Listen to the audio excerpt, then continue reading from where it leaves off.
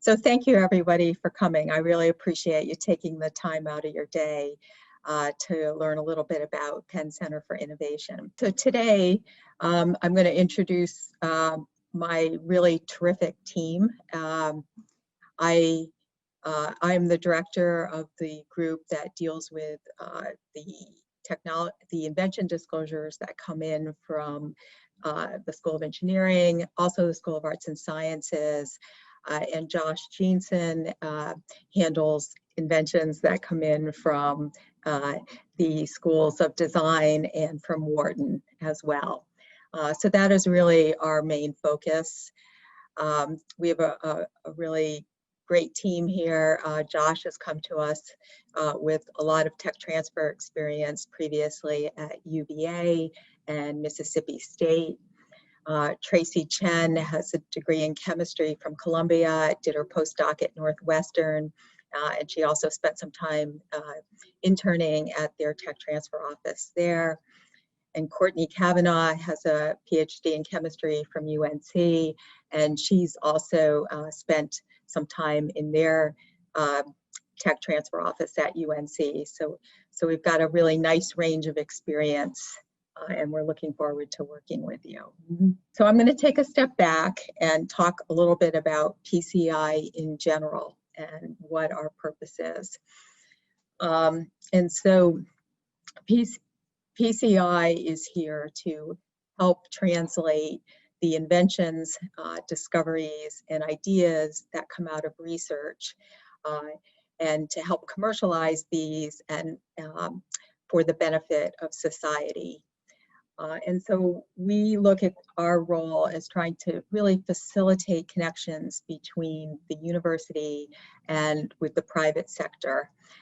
And as we look at how technology can be further developed, we try to take a very broad range of how that can be done, whether it might be with a technology license, but it could also be looking at should additional research be done, and are there ways to foster opportunities for research sponsorship, or is this a technology that perhaps may need a startup in order to take this further.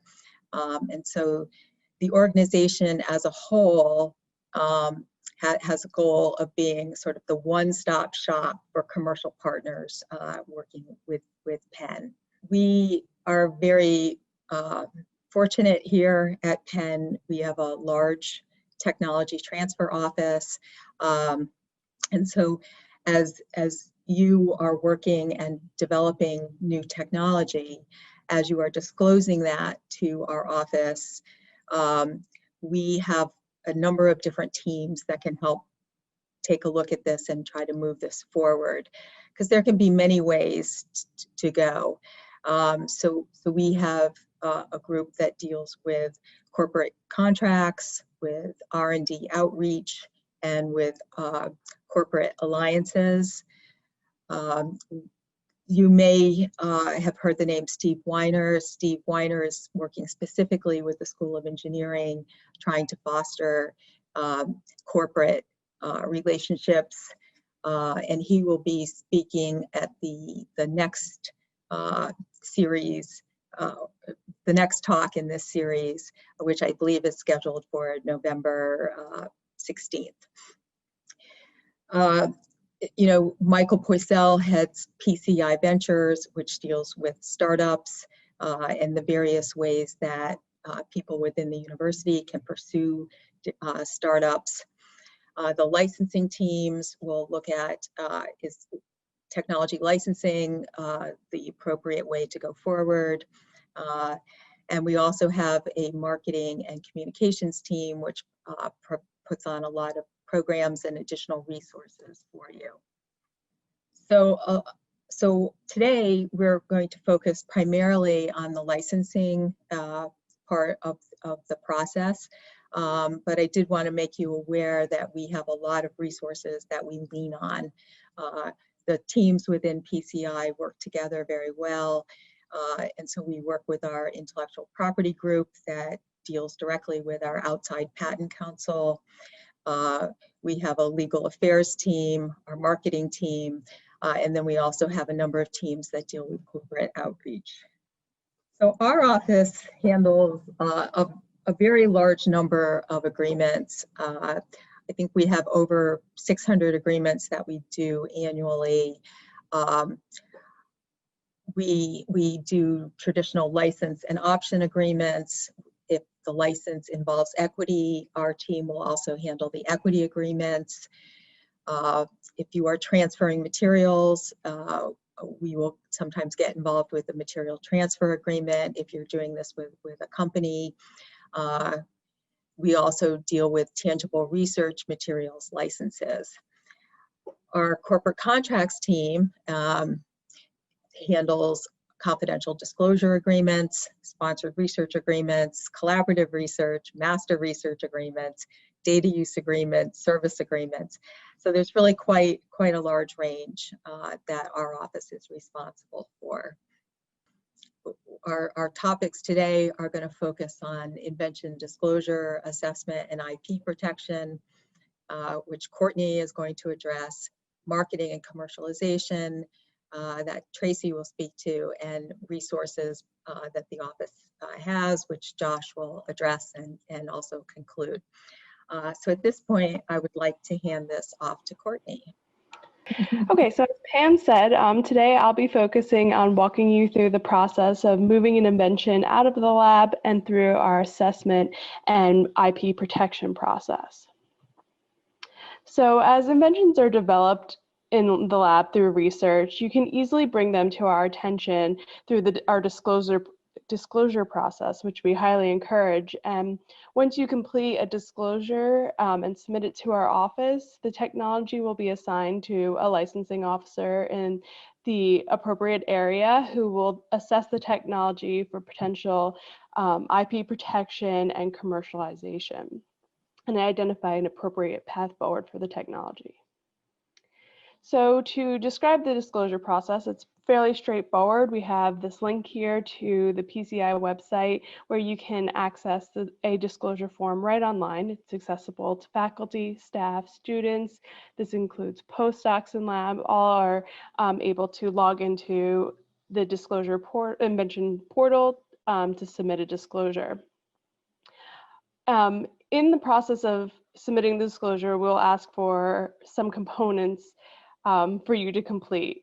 This includes providing a title of the disclosure. One thing we'll ask for is a thorough description. This can come in the form of providing us with manuscripts, supporting documents, presentation slides, research summaries, anything to help the technology licensing officer get a better handle on what the actual technology and invention is. Pointing out aspects that are innovative of the technology is also helpful. It helps us identify how this work fits in with the existing field and how it stands out in the existing field. We'll ask you to list contributors, individuals who have helped to develop this technology and contributed substantially to its development. Another major component that we will ask for is the funding sources. It's very important that we are aware of what funding sources were used to develop the technology, as there are obligations associated with them that we will need to account for. And lastly, we consider these critical dates. They're critical for a reason. We do need to know of any public disclosures that are occurring. This includes upcoming presentations, potentially publications that have either already been published or are about to be published, slides that are going to be shared in a non-confidential way, blog posts, anything where you're sharing this information outside of the university, we need to be aware of. So now that you know what the disclosure process looks like, you might ask some questions as to why it's necessary to actually submit a disclosure. And the first aspect is that it's actually required in a lot of cases. Any research that is supported through government funding must be reported according to the Bayh-Dole Act. So it's very important that we are in compliance with this and we report all research supported by government funding. But it's also a component of the Penn patent policy that any potentially patentable inventions and discovery be disclosed. But beyond that, we encourage you to share any innovative discoveries and technology, just simply for the fact that it could potentially benefit society and has value within and beyond the lab.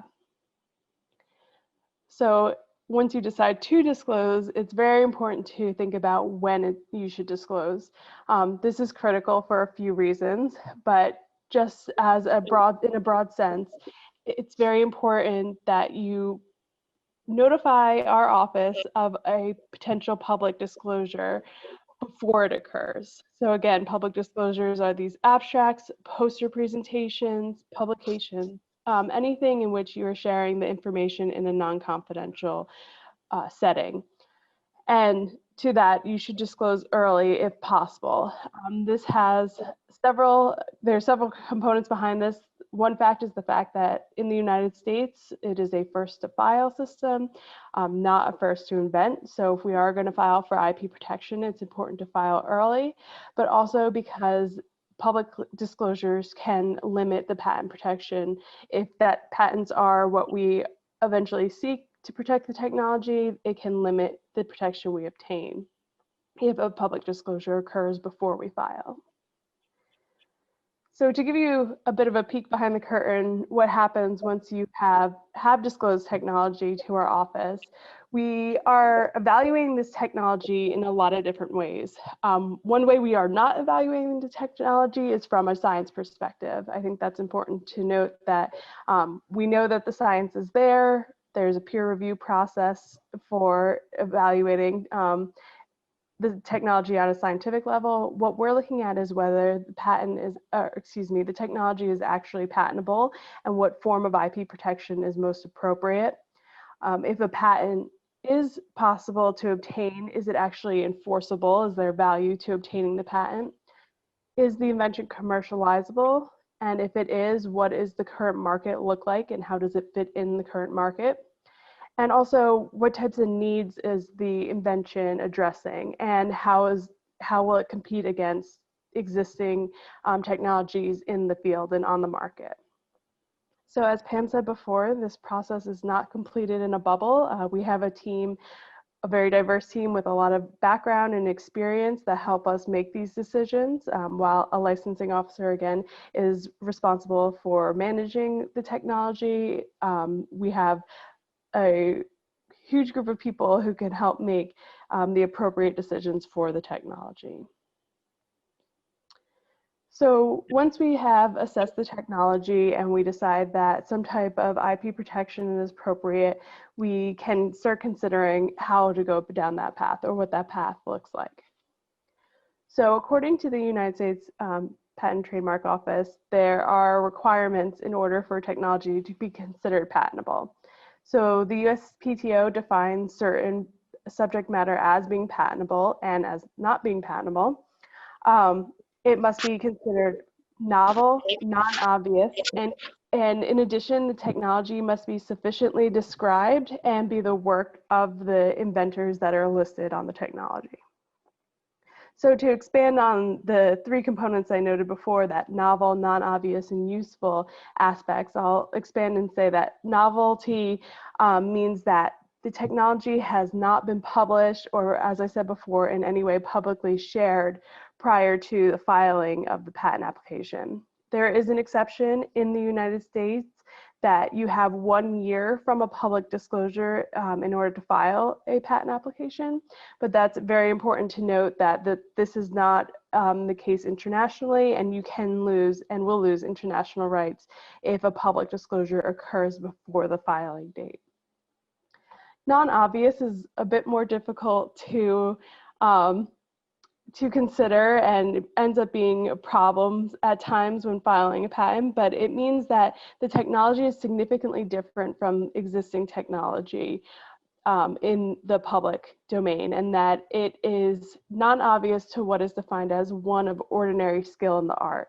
So this is commonly used as an argument to invalidate patent claims, and one that is often has to be considered and approached carefully. And then there's usefulness, which is fairly straightforward. It doesn't have to be groundbreaking technology, but it does have to be considered useful. And just a note over here that there are this is referring to utility patents, but in addition, there are plant and design patents. They're less common, but they can be pursued as well. Again, as I mentioned before, there's some subject matter that is considered patentable by the USPTO.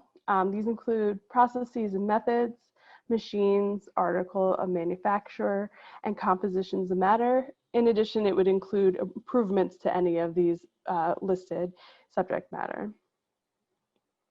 So just as there's a list of what is considered patentable, there's also a list of things that are not patentable according to the USPTO. These include general observations like laws of nature or physical phenomena. Abstract ideas cannot be patented. Also, literary, dramatic, musical, and artistic works are not eligible for patentability, but they can be protected through copyright, which I'll touch on later. And as well as inventions that would be considered not useful or offensive to the public morality. So if we consider the patent process timeline, there are a few routes that we can take in order to seek patent protection, but there is a general approach that our office tends to rely on. So it's worth being aware that this process can potentially be very long, but generally starts with a provisional patent application, which is filed and will last for 12 months. And it's important to note here that it is not examined. The requirements that I discussed before are not applied or considered in terms of this patent application. In those 12 months, we have some time to evaluate the technology according to the assessment process I discussed further, and as Tracy will discuss in the commercialization process coming up. Before we are given the opportunity to convert the patent, generally we convert to a PCT at this point. A PCT gives us additional time to look at the market, look at the technology, and assess the situation without the technology being examined. After an additional 18 months, reading to about 30 months, the national phase decision does have to be made. Whether we're filing in the United States or beyond, we must make those decisions, and all those decisions are going to be based on the analysis that is occurring during the provisional and PCT phase. So ultimately, the examination process occurs once we move into the national phase, and it is a wide range of times and how long this actual prosecution can take. Sometimes it's a couple years, sometimes it's upwards of 10 years. It varies a lot, and it depends on the patent application itself. So again, through that whole process, we're completing an evaluation of the technology and the market. But what's most important to recognize here is that data and manuscripts drive this process. Having strong data and supporting information will help us build a strong patent originally, and also help us make strong arguments when it comes to the examination process. And also, what's important to note here is that patents allow the owner of the patent to exclude others from actively using their patent. It doesn't necessarily give them the rights to use their patent themselves, but it is a right to exclude others. And this right is actually provided for or afforded for 20 years from the filing date of the first non-provisional patent. So again, it's a right to exclude, not a right to practice. And also worth keeping in mind is that patent applications do not publish immediately upon their submission, that they're actually published 18 months from the priority date. So this does give some time before a patent application becomes open into the public domain, in case that's an issue when it comes to publishing or sharing the technology in another fashion. So as I said, copyrights are another form of IP protection that we may consider. This is in the case of artistic works. So that again includes literary, dramatic, and musical work, but it also includes software. And copyright protection is unique from patent protection in that it is available for both published and unpublished works, and it becomes available the moment that the original work is fixed in a medium. So if that is, the original work is written on paper, typed up as a code, painted onto a mural, this is when it becomes your copyright becomes active, and it becomes active from the author's life and then 70 years beyond that. And as I said, it is immediate, and it becomes the property of the author who creates it, and it's the author who can also register for a copyright. It is not required that you register for a copyright in order to obtain it, but it is necessary if you do wish to bring a lawsuit for infringement. So with that, I'll pass it over to Tracy so she can talk about the marketing commercialization process. Some of the ways that PCI can support you and your technology in our marketing and commercialization efforts. So as Cortney mentioned, IP protection is really the first step in our commercialization process. Our work doesn't stop with patenting. After we seek the initial patent protection, we will work with you as the inventors to market your technology and also come up with a strategy to commercialize your technology and look for industry partners. We work with our marketing and communications team to feature your technology in a variety of different avenues. Some of the examples we've listed here include generating a non-confidential one-pager to post on PCI's website, and it's a searchable tech database. We'll sometimes also invite inventors to speak at events that PCI hosts or be part of a group that's featured at conferences that we attend. We'll also share technology videos and summaries via our social media platform and the newsletter, which have a pretty wide reach.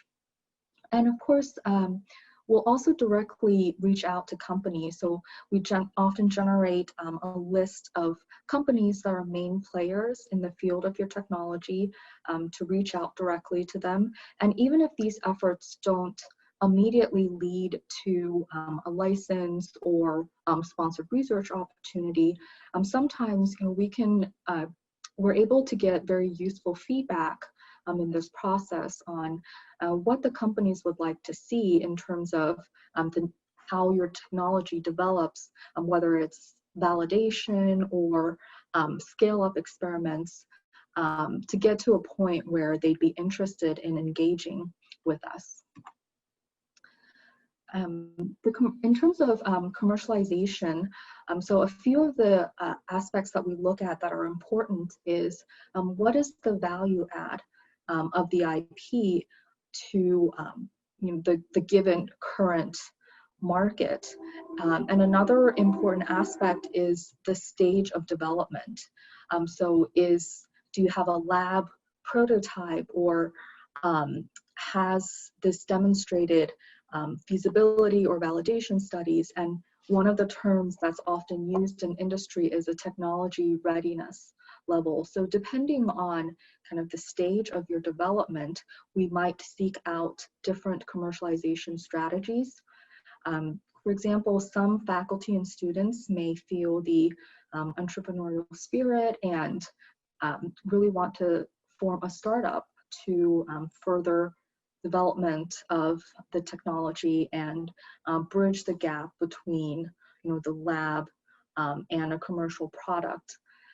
And if you're interested in new venture formation, please join us for, I think it's the 3rd seminar in December, where we've invited Osage University partners to talk about venture capital and raising funds for a potential startup. Another strategy is through a license agreement with established companies, or through a corporate partnership where the company might be interested in sponsoring research in your lab to further development, and that may lead to future licensing opportunities. When we look at a license agreement, exclusivity is very important. In some cases, it might make sense to exclusively license the technology to incentivize development towards a commercial product.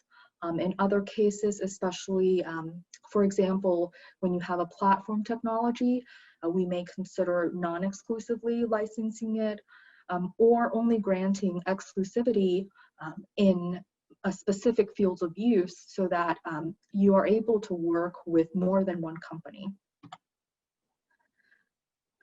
So just like our work doesn't stop at the patenting process, it doesn't stop either when we've completed a license agreement or formed a startup. There's a lot of post-licensing work to be done in terms of compliance, diligence, and I won't go through everything that happens behind the scenes, but some of the questions that may be interesting for this audience is one question that we often get a lot from researchers when we talk about licensing their IP is what happens after the license is done. Will I still be able to work on this in my lab? So no worries. This is one of the most important aspects for us as a university in completing a license agreement, is that we will reserve rights for Penn researchers to use the invention for research and educational purposes. Our office also works on compliance and reporting that's required for federally sponsored research. So these would be grants from NSF, NIH, DARPA, among other agencies. And this is one of the reasons why when Cortney talked about the invention disclosure process, why we ask about funding and where did you get the funds to support this work? Because depending on the source of funding, we may have different obligations. For non-federally sponsored research, this includes both foundation grants and from commercial partners, so from corporate sponsored research projects. Many of these agreements may have different IP terms that impact how we can manage the IP, and some of them even have revenue sharing requirements. So this is why it's important for us to understand what funded this research. And our next webinar in November will go into a bit more detail about corporate sponsored research and the nuances in there. So the last question that I'd like to touch on is license revenue distribution. And this is also a question that we get asked a lot about. So our office distributes licensing revenue based on guidelines in the Penn patent policy. Here's a link to that policy in the bottom here. So as a very brief summary, for any revenue that we receive from a license, there is an initial deduction, which I believe as of the last fiscal year is 7.5%. The remaining funds get distributed to the Inventor's school. So in this case, School of Engineering, to your department, to your research lab, and then there's also an Inventor personal share. So the inventors as a group will receive 30% of this adjusted revenue.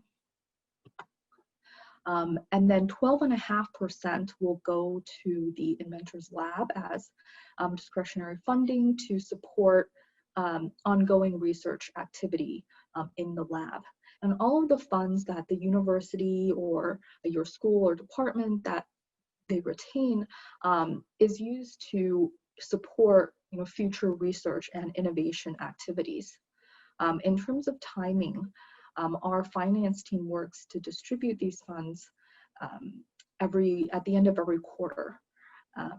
So this is a very brief, in a nutshell, the revenue distribution based on the Penn patent policy, and we're certainly happy to discuss more offline if you have more questions about this topic. But now I'd like to hand it over to my colleague, Josh, who will talk about additional resources that PCI provides. So I'm Josh. I primarily work with bioengineering, cellular and biomolecular engineering, a little bit of ESE, CIS, chemistry, design, Wharton. My background is mechanical, industrial systems, law school. I spent a little time in the space systems industry. And I've spent a lot of my career focusing on early stage opportunities around technology, which is why I'm kind of drawn to tech transfer. And to kind of give you a sense of what Penn provides and what the ecosystem around Penn provides to help grow and nurture these early ideas, I'm going to talk through a couple of programs that are in place. So Penn I-Corps Startup Accelerator is a NSF sponsored program, and the intent here is really to test a business hypothesis. So a team, generally possibly of faculty, grad students alone, students, or other members of the Penn community, will come in and work through a programmatic system where you get some training, you understand, kind of what the basis of your business opportunity may look like. Then you go test the hypothesis. You may pivot or change directions based on what you learn. The intent here is to really understand if what you think is a need in the commercial sector really is a need. And sometimes you learn that you're not on point. But some slight tweaks may get you to a point where you're offering something that is of value and desperately needed sometimes. And there is some money here. So the I-Corps program at Penn can offer a little bit of seed funding to kind of go ask those questions, but it enables you to go to a larger nationwide program where you can get a little bit more money to kind of go test the waters a bit more of your program. And if you're looking at applying for NSF, NIH, NASA, DoD, SPAR, STTR programs, they view I-Corps participation before those programs as highly favorable. And we have a cohort starting spring 2021. It's a 4-week program. So if you have grad students who are interested, if you have an idea, want to work with some grad students, or if you know undergrads who have their own entrepreneurial idea, send them towards this program. It's a fantastic program. There's great programmatics. And it's been adopted nationwide as a strategy for understanding if you have a solid business case. Next, PCI has instituted its own in-house incubation group, PCI Ventures, and they have a couple different models for you, but the intent of PCI Ventures is, underlying is to help nurture and foster business cases, startup ventures based around Penn technology, Penn IP. And they offer a couple different strategies for this. One is Up Advisors, where they will give you kind of the high-level documents you need and help make introductions to the local investor community, possibly even management community, so you can start discussing your ideas so you can raise money. The other is a very hands-on approach. It's called Upstart. They will build the company. There's kind of a process for evaluating the opportunity, but if it makes sense, they will be involved in building the company, sourcing a CEO, and working with that CEO to kind of build attention to that company and look to seek financing. They are also very helpful as you consider looking at STTR or SBIR programs for early stage non-dilutive financing from the federal government to help move programs along. And they are very plugged into probably the regional investment groups from the DC area up through Manhattan. People who are looking for early stage technology, biotech, high tech opportunities, and are willing to have very risky capital for the opportunity for kind of changing science or bringing new ideas to solving problems. And they also offer a wide variety of workshops and programs over at Pennovation, and they're doing a lot of this virtually these days. And they also, through kind of a joint collaboration, PCI manages a relationship with Johnson & Johnson, where companies that go through PCI Ventures are directly, that match up with Johnson & Johnson's interest areas, are able to engage with representatives from Johnson & Johnson, talk through what next steps look like. That's a whole different programmatic area, but it's definitely something of interest, especially if you're in the bioengineering, biotech, or kind of the health community space. So how does PCI work with investors? So we try to leverage the patentable assets or the copyright assets, the other IP assets developed at Penn as foundational pieces of technology for startups, that are then built into these companies. So a startup, has essential things. It requires people who know what they're doing. It requires some level of a technology or offering to achieve some value for a consumer, and a way to kind of take those people and that idea and build a product that consumers want to buy. And so Penn's trying to make investments so that we can bring those different pieces together to really connect with consumers or business people, whoever would be the consumer of that product. To do this, we help facilitate relationships with investors. We help facilitate relationships with potential entrepreneurs or project managers, as the case may be. We offer opportunities to showcase innovation, opportunities for marketing and demonstrating the IP portfolio coming out of Penn, and also a little bit looking forward as to what some of the fact numbers think will be on the horizon, how they're going to try to get there, and what that may mean for the commercial sector. We also try to be very industry friendly in this. So we have ready to go templates with flexible term deals. Penn is a leader in this sector. So we've engaged with entities that are large, entities that are very small. We've built entities. So we understand the trouble different entities face. We can be reasonably flexible on accepting deal terms that accommodate those different entities and their constraints, provided they also protect Penn's assets and you, the faculty, and the research that goes on here at Penn. We do have a number of strategic partnerships, Life Sciences Pennsylvania, PACT, Ben Franklin Technology Partners, the IP Group. I've worked with several faculty members who have applied for different early stage funding from like the Science Center, and we're engaged where we need to be to kind of help make the application process work and be a part of that team where we can to satisfy requirements for the funding group. We also have a unique relationship with a group called Osage University Partners. They are an early stage investment group that looks specifically at university-based startups.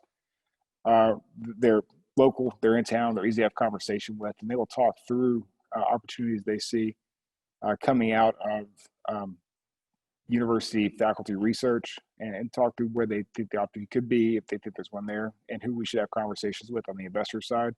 We're also building a relationship with a group called Kairos on the West Coast to do something very similar. They are early stage investors too, so if they see a compelling opportunity, they make an investment themselves. IP Group is very similar to Kairos. They have a local office. They do make early stage investments and will bring on leadership to companies they've invested in to help transition them out of university labs and into their own little space and build them towards being their own entity. And we also have a new innovation at PCI is the Innovator Desk portal, where faculty, grad students, staff can engage with us directly to answer questions related to IP responsibilities and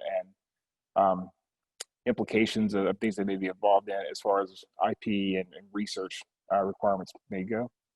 We're happy to address these in the email format, sometimes we schedule calls or Zoom meetings just to kind of talk through the realities of what's going on, help answer any questions about this process. This is a very niche area of the world, but it's very relevant to people at the academic setting.